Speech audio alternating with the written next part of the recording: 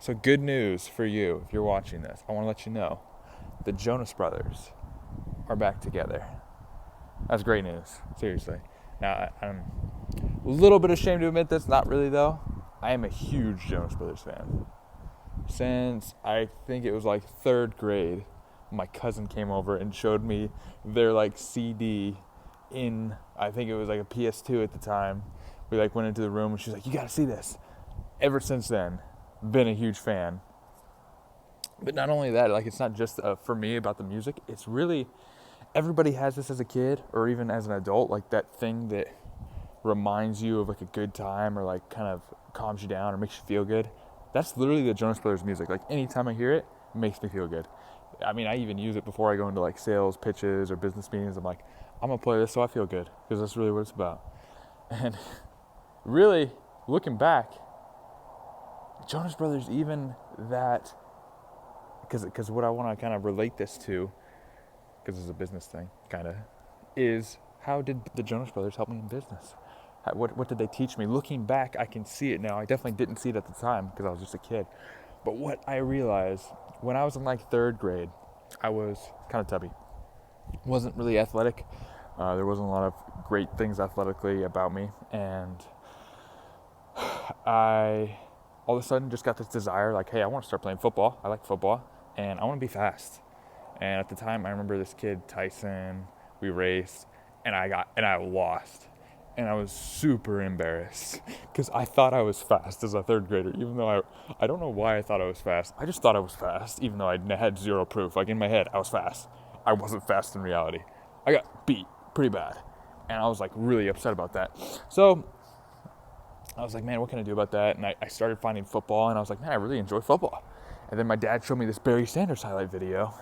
And that, I was like, man, I want to be like Barry Sanders. And so what did I start doing? I started, every day I'd get home from school, and this wasn't like a plan or anything. I would go home, I would start watching that Barry Sanders highlight video, and then I'd go outside, I'd plug in my iPod, I forget, it wasn't an iPod Touch at the time, they didn't have those, but it was like an iPod Nano or something. And I would play the Jonas Brothers album just on repeat and go play football. And I'd pretend I was Barry Sanders. And when I first started, I sucked, obviously. I couldn't even do a juke. I would try to like time my like plants to the song. I couldn't do it at all. It was terrible. But I would do that every day. And I had the Jonas Brothers in the background. I loved it. I was just out there having fun. And over time, I mean, I did this all third grade year, easy. But I was doing this literally every day. Didn't matter if it was a weekend. Then at times too, as I was practicing, I was like, hey, mom or dad or my sister, I'd be like, hey, you guys need to come out and play with me and try to tag me. Let's do two-hand touch. You're going to kick it off to me. I'm just going to try to run past you. Don't let me get past you. And so I would ask people to compete with me, and I'd do all that kind of stuff. And then, fourth grade comes around, and, I didn't even think really much has changed. But I had become incredibly quick. Like, I was on another level compared to kids at fourth grade. We would play tag and PE, we would do football, and I was like light years ahead. I'm not gonna lie, like people, I remember in my fourth grade, we would write these journals about people, like everybody had their day of the week where everybody would write them like nice things. And the thing everybody would say about me in my journals, and it was like my identity, was like, man, you're fast, that's so cool, blah, blah, blah, you're so good at juking and stuff like that. And that became like my thing. But at the time, I had actually made a formula. And this, coming back from a marketing perspective that I'm studying now, I'm like, I had created a habit, and I did it in the right way that set me up to be successful in whatever it is. And with marketing, with businesses, that's what you want to do for businesses as well. And so what I had done, if I broke it down, I had a cue. I would get home. This is how you build any habit, by the way. This is the formula. This isn't me teaching like this is mine. This is somebody else, some scientist. Power of Habits, one of the places you can read a book about. Atomic Habits, a really good one. That's probably my favorite if you're trying to break habits, learn habits, that kind of stuff. Great book. My mentor actually recommended that one for me. But pretty much there's going to be a cue, there's going to be an action, and there's going to be a payoff. So at the time, didn't know it. The cue was I would get home from school, and there's a couple of habits built into this. Then there's an action. I would watch the Barry Sanders video as soon as I got home. Now that in itself made me kind of feel good, made me feel a certain way, which then actually triggered, I did what's called a habit stack, which right after the video, I would always go out and play. After I'd go out and play, there would obviously be, because it's exercise as a kid, you feel really, really good. Besides having music and doing that kind of stuff, the whole routine I actually liked, but I found something I enjoyed. That was the payoff. And so that became addicting. That's why it happened every single day. Now, if it was something like, oh man, I have to go work out, guess what? I wouldn't have stuck with it, especially as a kid. Like, what kind of kid's gonna stick with working out if they hate it? But I loved it. I had this setup that was perfect, and it would mold me into a phenomenal, at the time, I was like a fourth grader, and I was beating fifth graders. I felt pretty cool. I was like, some of the fifth graders didn't like me when we'd be at recess, and I'd be like, showing them up and like juking them out. I remember there were sometimes like at kickoff, I would just always want to be the kick returner and be like, yeah, let's have you four just against me. Stuff like that. It was crazy. But that then, looking at it, I kind of got away from football, didn't like it. And then I'm going to say this formula repeats itself back in high school. I wasn't very athletic again in ninth grade. I kind of got out of things. I went into video gaming for a long time. And ninth grade came around, and I was like, you know what? I want to be an athlete again.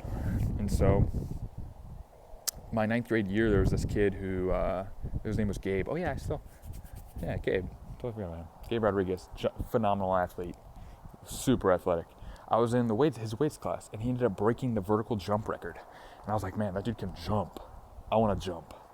Seriously. So that was like that day that it happened, I was like, I think I want to break the record. And at the time, I was like terrible at jumping. I actually even had like a broken ankle that I was recovering from. It was just, it sucked. So I was way far off. Not a great athlete, ninth grade year. Pretty pathetic, honestly. I was like, you know what? I want to get strong. I want to get athletic. So I found the same formula. Literally, I came back to that formula of every day after school, I would go home, I'd like listen to some music or something, and then I'd go practice extra. And that formula became so essential to then me. I did break the vertical jump record. I broke some other records too while I was there, and it was, for the weight room wise. But that same formula comes up of this thing you got to do every day.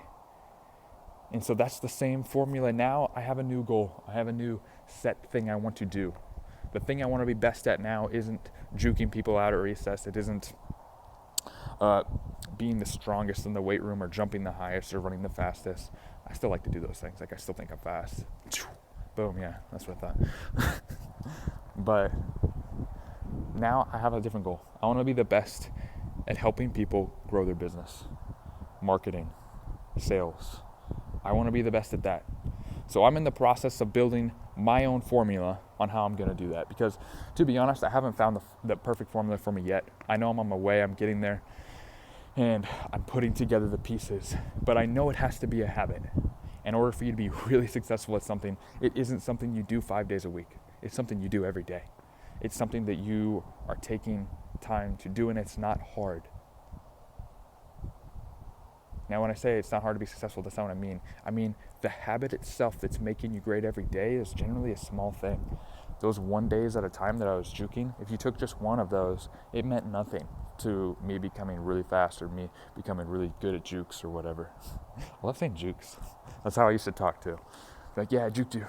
I wonder if people say jukes, I don't know. But whatever it is, if you want to be the greatest hair designer ever, you got to be practicing every day, and you got to be doing the things that are going to get you ahead of other people every single day, outworking them, doing those things. Daily habits, find that formula, because there is a formula. There's a way to make it to where it's automatic for you, where you don't have to think about it. And in fact, there's already habits in your life, good or bad, that you automatically do when things happen. You need to identify those. We need to identify those, because I got them too. Like food, that's the bad habit I gotta kick. I eat bad, especially on the weekends. But guess what? I need to figure out how to break that, because that's taking me away from my goals. It doesn't make me more productive. It doesn't make me more successful. It takes me away. It doesn't make me feel better.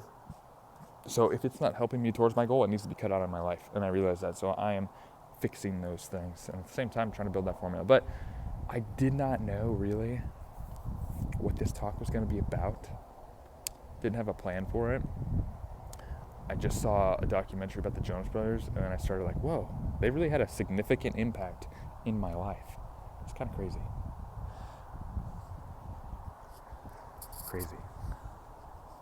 Yo, the formula.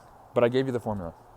I mean, if you take that and you put it to one thing, if you figure out a formula that you can stick to, man, you're going to be on your way. Seriously, you're going to be on your way.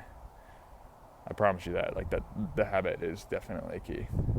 It's not about that one day you spend 24 hours working. It doesn't last. It's about what you do every single day for the next year, 2 years, 7 years, 20 years. Imagine 20 years of you reading just 1 hour a day. Do the math on that. That's like a ton of hours. You'd be super smart. I mean, you already are super smart. But I mean, like, there'd just be so much more knowledge in here. So there's certain habits I think you should get if you want to be successful in your craft. And that's what you got to find. If you want to be a great, construction worker, you probably don't need to read certain books. Like, if you want to be a great business owner, there's certain books you got to read. If you want to be a great, whatever it is, like, there's steps. There's somebody else that did it. Follow the formula, because odds are the formula, if you want to be a great YouTuber, the formula is pretty simple. It's already out there. Post every day. Start learning about it every day. Talk to people every day. Collab with people every day. It can't be about you being big, though. It's not going to work if it's about you being big. You won't last. You won't last long enough to get the success. If it's just about the success, it won't last long enough. There's got to be more behind it. There's got to be more. So that's words of wisdom today. What is today? Thursday. Good things are happening. That's kind of what sparked this. And I was just kind of feeling good. Big opportunities coming up. And for every down season, there's an up season. And I'm feeling like it's coming back up. For a while, business was just so stagnant. I hadn't gotten any clients for 2 months, and I got that one. And then I got those 2 yeses that I already told people about. Man, my lips are so dry. And then there's some big things coming up. Some big opportunities. Some big ways to help. Big ways to grow. Man. I do want to say this. Sorry, last final thing before I cut this thing off. If you're like super nervous for something, if an opportunity comes up and you feel like you're not ready, like, holy crap, I don't know if I'm good enough for this. That's really good. I'm happy for you. That means you're actually living in the spot of your like possible dreams. Because you're never going to be ready. Like, when life decides to present you with the opportunity, which is every day, like, you're never going to be ready to when that big thing happens. Like, you're going to feel like a fraud sometimes, but literally just go do it. Because somebody else did it. You can do it too. It's not rocket science, unless it literally is rocket science. But somebody did rocket science, so you can do rocket science too. So, yeah. All right, this is a cool video. This is 13 minutes. This is 13 minutes long? Jesus, it's a long time to be talking to a freaking phone. My gosh, are you bored? Are you bored? I don't know if I'd be bored. I'm just not good at talking to cameras, though. So, but anyway, man, I really hope you see amazing success in your life. I really think you will. I do.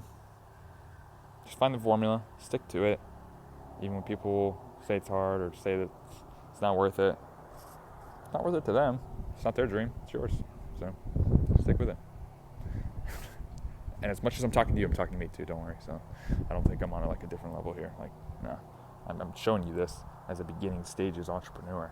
That way people can be like, in 5 years from now, and I'm like, dude, I know what it's like to start where you're at. I really do. Heck, I remember just quitting my job and it being pretty struggling in the beginning.